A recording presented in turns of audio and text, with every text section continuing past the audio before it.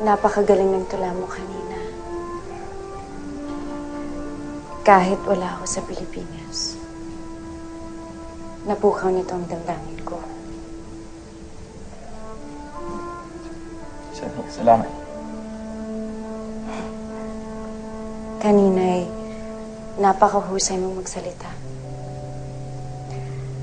Bakit ngayon nauutal ka na? Kung sabihin ay...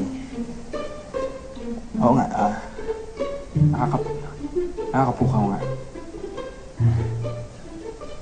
Ano? Anong pumupukaw?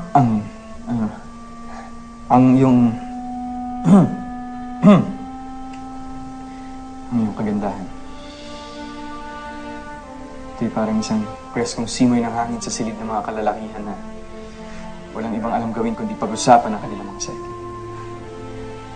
Kakaiba ka nga, senyor. Pepe na lang, Senyorita Consuelo. Paumanhin, hindi ako sing bihasa sa mga usaping politikal katulad ninyo. Baka wala akong kalatoy-latoy na kausap. Hindi. Ang totoo niyan, ako may minsan nagsasawa sa mga paksang paulit-ulit. Ikaw, Senyorita, ano bang pinagkakaabalan mo?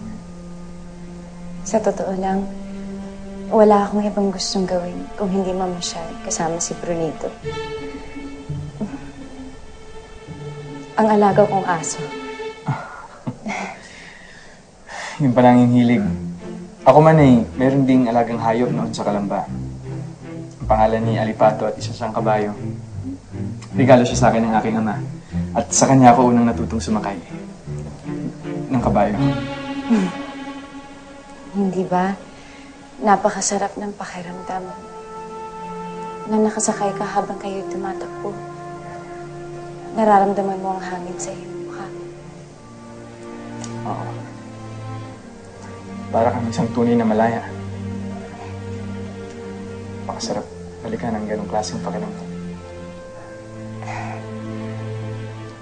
Sa tingin ko ay isa kang romantiko, senyor.